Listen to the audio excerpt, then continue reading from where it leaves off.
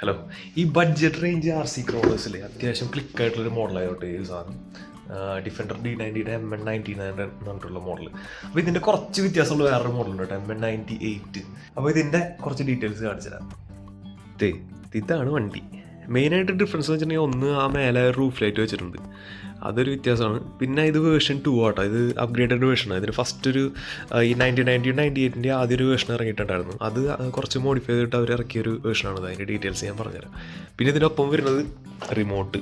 ഇത് MN സ്റ്റാൻഡേർഡായിട്ട് വരുന്ന remote കേട്ടോ. എല്ലാവരും അവരെല്ലാ വണ്ടിയിലും ഈ റിമോട്ട് വരുന്നത്. ത്രോട്ടിൽ റേറ്റ്, അതായത് 2 സ്പീഡ് വരുന്നുണ്ട്. പിന്നെ ലൈറ്റ് സ്വിച്ച്, ലൈറ്റ് ഓൺ ചെയ്യാൻ ഓഫ് ചെയ്യാനും പിന്നെ സ്റ്റിയറിംഗ് ട്രിം, ഇത്രയാണ് ഈ റിമോട്ടിൽ വരുന്നത്. പിന്നെ ഒരു ഓണേഴ്സ് മാനുവൽ എന്ന് പറയാൻ പറ്റില്ല, കാരണം ഇതിൽ ഡീറ്റെയിൽസ് ആയിട്ട് കാര്യങ്ങളൊന്നും ഇല്ല. ജസ്റ്റ് ബാറ്ററി ഇടുന്നതും പിന്നെ എന്നിട്ടാ ഈ കുറച്ച് ആക്സസറീസ് ഒക്കെ ഉണ്ടായിരുന്നു, അതെങ്ങനെ ഫിറ്റ് ചെയ്യണമെന്നുള്ള ഡീറ്റെയിൽസ് മാത്രമേ ഉള്ളൂ. വേറെ പാർട്സിൻ്റെ ഡീറ്റെയിൽസ് ഒന്നും ഇല്ല ഇതിൽ. അങ്ങനത്തെ ഒരു കുക്ക്. പിന്നെ കോമഡി വെച്ചിട്ടുണ്ടെങ്കിൽ ഇത് കണ്ട സ്റ്റിക്കേഴ്സ് കുറേ തന്നിട്ടുണ്ട്. ബോക്സ് വേണ്ട, ലൈസൻസ്ഡ് ബോഡി എന്നൊക്കെ എഴുതിയിട്ടുണ്ട്. അത് കാരണം എന്തേ എംബ്ലമൊക്കെ കറക്റ്റാണ് ലാൻഡ് റോവർ. പക്ഷേ സ്റ്റിക്കർ കണ്ടിട്ടുണ്ട്. സ്റ്റിക്കർ ഒന്ന് ശ്രദ്ധിച്ച് നോക്കിയാൽ മനസ്സിലാവും, ഇതിലത്തെ സ്റ്റിക്കറിൽ ലാൻഡ് റോഡാണ്, ലാൻഡ് റോവറല്ല. പിന്നെ ഡിഫൻഡർ അല്ല, ഡിഫനേർഡാണ്. അങ്ങനെയൊക്കെ കുറച്ച് കോമഡി ഉണ്ട്. ഇത് കറക്റ്റാണ്, ലാൻഡ് റോവർ എന്ന് അടിച്ചിട്ടുണ്ട്. പിന്നെ മിററിൻ്റെ സ്റ്റിക്കറൊക്കെ ഇരിക്കുന്നുണ്ട്. അപ്പോൾ ഇത്ര സ്റ്റിക്കേഴ്സ് ഇതിൻ്റെ ഒപ്പം വരുന്നുണ്ട്. ഇനിയിപ്പോൾ ഈ വണ്ടീനെ പറ്റി ഡീറ്റെയിൽ ആയിട്ട് പറയാം. ഫസ്റ്റ് എനിക്ക് ഇഷ്ടപ്പെട്ട കാര്യം എന്ന് വെച്ചിട്ടുണ്ടെങ്കിൽ ഇതിൻ്റെ ഫസ്റ്റ് വേർഷനേക്കാളും ഞാൻ പറഞ്ഞില്ലേ വേർഷൻ 1 ഉണ്ടായിരുന്നു, അത് കഴിഞ്ഞിട്ട് അവർ കുറച്ച് കാര്യങ്ങൾ അപ്ഗ്രേഡ് ചെയ്തു. ഒന്ന് ഈ സർവോ ഉണ്ടോ, ഈ സർവോ ആക്സിലുമ കയറ്റി വെച്ചു. അപ്പോൾ ഈ ആക്സിലുമ സർവോ വെച്ചിട്ടുണ്ടെങ്കിൽ കുറച്ചുകൂടി കൺട്രോൾ കിട്ടും. കാരണം നമ്മുടെ ഈ ആക്സിൽ മൂവ് ചെയ്യുന്നതിനനുസരിച്ച് ഉള്ള കാര്യങ്ങളൊന്നും ഈ സർവോനെ എഫക്റ്റ് ചെയ്യില്ല.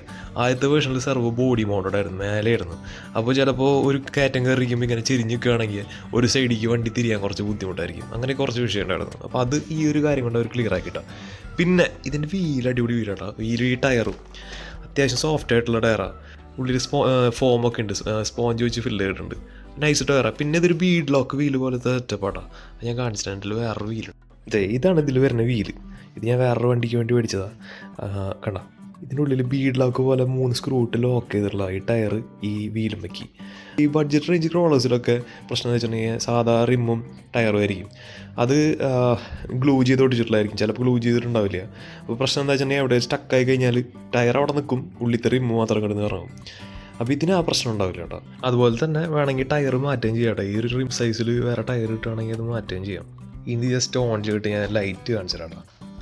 ബാറ്ററി പഴയ സ്ഥലത്ത് തന്നെ, പക്ഷേ ഇതിൻ്റെ ബാറ്ററിയുടെ ഇത് എനിക്ക് ഇഷ്ടപ്പെട്ടില്ല കേട്ടോ. ഭയങ്കര ഗേജ് കുറഞ്ഞ വയറാണ് ഇതിൽ വരുന്നത്. കുറച്ചും കൂടി ഗേജുള്ളൊരു വയർ കാണാമായിരുന്നു.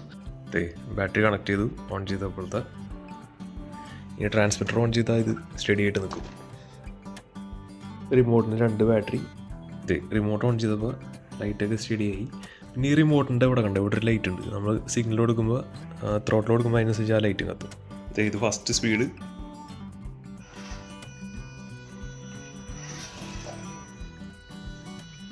ആ ഒരു സൗണ്ട് ഉണ്ട് കേട്ടോ.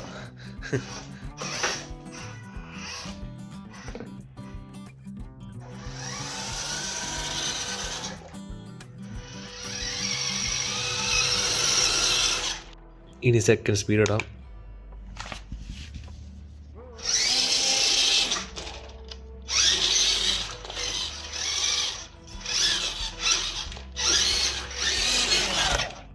ഫസ്റ്റ് സ്പീഡിൽ ഡ്രാഗ് ബ്രേക്ക് ആക്ടിവേറ്റ് ആയിരിക്കുന്നത്, അതായത് നമ്മൾ ത്രോട്ടിൽ വിട്ട് കഴിഞ്ഞാൽ അപ്പോൾ തന്നെ വണ്ടി നിൽക്കും, വണ്ടി സഡനായിട്ട് നിൽക്കും കണ്ടാ.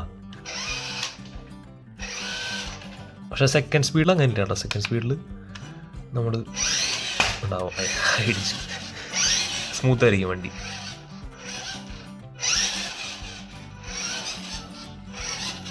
ശരിക്കും ഇതിൽ 2 സ്പീഡിൻ്റെ ആവശ്യമില്ല കേട്ടോ. കാരണം ഫസ്റ്റ് സ്പീഡും സെക്കൻഡ് സ്പീഡും അല്ല, ഗിയർ ബോക്സ് വെച്ചിട്ടല്ല കൺട്രോൾ ചെയ്യണത്, ജസ്റ്റ് ആ പവർ ലിമിറ്റ് ചെയ്തിട്ടാണ് കൺട്രോൾ ചെയ്യണത്. അപ്പോൾ ഫസ്റ്റ് സ്പീഡിൽ വണ്ടി വലിയ കയറ്റൊന്നും കയറുന്നില്ല, പവർ ഭയങ്കര കുറവായിരിക്കും.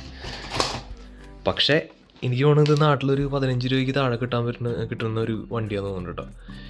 12 രൂപയ്ക്കൊക്കെ ഞാൻ കണ്ടിട്ടുണ്ട് ഫേസ്ബുക്കിലൊക്കെ ഓരോരുത്തർ പുതിയ പീസ് സെല് ചെയ്തിട്ടുള്ളത്. അപ്പോൾ അങ്ങനെ വെച്ച് നോക്കുമ്പോൾ വെറുത്ത സാധനം ഉണ്ടാകും. ഇതിൽ അപ്ഗ്രേഡ് ചെയ്യാൻ മെയിനായിട്ട് ഒന്ന് ഈ ഷോക്ക് അബ്സോർവർ. ഇത് വെറും ഫ്രിക്ഷൻ ഷോക്സ്, അതായത് ഓയിൽ ഫീൽഡ് അല്ല. പക്ഷേ വെച്ചിട്ടുണ്ടെങ്കിൽ ഈ ഒരു വണ്ടിക്ക് ഇത് കറക്റ്റായിട്ടാ. അത്യാവശ്യം കയറ്റം കയറുമ്പോഴായാലും നൈസായിട്ട് ഞാൻ കാണിച്ചുതരാം, ഒരു സാമ്പിൾ കാണിച്ചു. ഇത് കണ്ടാ, കയറുമ്പോഴായാലും നൈസായിട്ട് ആക്ഷനൊക്കെ നൈസാണ് ആ ഷോക്ക് അബ്സോർവറുണ്ട്. അപ്പോൾ അപ്ഗ്രേഡ് ചെയ്യുകയാണെങ്കിൽ അത് അപ്ഗ്രേഡ് ചെയ്യുക. പിന്നെ ഇത് കുറച്ച് നാളായിട്ടുള്ള മോഡലായതുകൊണ്ട് കുറേ സ്പെയർ പാർട്സ് അവൈലബിൾ ആയിരിക്കും, മോഡിഫൈ ചെയ്യാനുള്ള പാർട്സ് അവൈലബിൾ ആയിരിക്കും. ഗിയർ ബോക്സ്, മെറ്റലായിട്ടുള്ള ഗിയർ ബോക്സ്, പിന്നെ മെറ്റൽ ഡ്രൈവ് ഷാഫ്റ്റ്സ്, ഈ ആക്സിലും ഇതൊക്കെ ഫുള്ള് മെറ്റലിൻ്റെ പാർട്സൊക്കെ കിട്ടാൻ ചാൻസ് ഉണ്ട്. പിന്നെ ഒരു പക്ക ക്രോളർ അല്ല കേട്ടോ അത്, അത്യാവശ്യം കുറച്ച് മോഡിഫൈ ചെയ്യേണ്ടി വരും നല്ല ക്രോളിങ് ചെയ്യണമെങ്കിൽ. കാരണം ഈ ടോപ്പ് ഹെവിയാണ് വണ്ടി. ഈ മേലത്തെ ഷെല്ലുണ്ടല്ലോ, അത്യാവശ്യം വെയിറ്റുള്ള ഷെല്ലായതുകൊണ്ട് ഒരു ലിമിറ്റ് കഴിഞ്ഞാൽ വണ്ടി പെട്ടെന്ന് മറയും.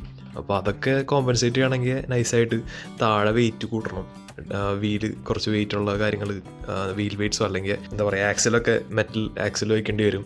പിന്നെ ഇതൊക്കെ ഊരി മാറ്റാൻ പറ്റുന്നുണ്ട്. ഈ ഒരു പീസ് വേണമെങ്കിൽ ഊരി മാറ്റാം, ആ ഒരു ലുക്ക് ഇഷ്ടമുള്ള ആൾക്കാരാണെങ്കിൽ. അപ്പോൾ അതിൻ്റെ പിന്നെ ഇവിടെ കവർ ചെയ്യണ സാധനമൊക്കെ ഞാൻ കണ്ടിട്ടുണ്ട് ഓൺലൈനിൽ. അപ്പോൾ അങ്ങനെയൊക്കെ കുറച്ച് കാര്യങ്ങൾ ചെയ്യേണ്ടി വരും. മെയിനായിട്ട് താഴെ വെയിറ്റ് കൂട്ടേണ്ടി വരും ഇത് ഒരു നല്ല ക്രോളർ ആക്കണമെങ്കിൽ. അപ്പോൾ അതൊക്കെയാണ് ഈ വണ്ടിയുടെ ഡീറ്റെയിൽസ്. പിന്നെ എൻ്റെ ഒരു അഭിപ്രായം പറയുകയാണെങ്കിൽ ഈ WPL ഉണ്ടല്ലോ, WPLൻ്റെ കുറച്ച് മോഡൽസ് ഉണ്ട് ഈ ബഡ്ജറ്റ് റേഞ്ചിൽ 10 രൂപ 12 രൂപയ്ക്കൊക്കെ വരുന്നത്. ഇവിടെ C24 ഹവേഴ്സ് അങ്ങനത്തെ കുറച്ച് മോഡൽസ്, 64 അങ്ങനത്തെ മോഡൽസൊക്കെ ഉണ്ട്. അതൊക്കെ കമ്പയർ ചെയ്യുമ്പോൾ ഈ ഒരു സാധനം വർത്താട്ടാ. എൻ്റെ അഭിപ്രായത്തിൽ ആ ഒരു സാധനം മേടിക്കുന്നതിന് ഭേദം ഈ MN99 98 മേടിക്കുന്നതാണ്. കാരണം ഞാൻ ഉപയോഗിച്ചിട്ടുള്ളതാണ് WPLൻ്റെ. അത് 10 രൂപയ്ക്കൊന്നും റേഞ്ചിൽ വെർത്തായിട്ടുള്ള വണ്ടിയല്ല അത്. ബോഡി ഷെല്ലാം ഓക്കെയാണ്, പക്ഷേ അതിനുള്ളതല്ല ആ വണ്ടികൾ. ഇത് കമ്പയർ ചെയ്യുമ്പോൾ ഒരു മേടിച്ച് കഴിഞ്ഞാലും പെട്ടെന്ന് കേടാവാത്തൊരു വണ്ടിയാണെന്ന് എനിക്ക് തോന്നണേ.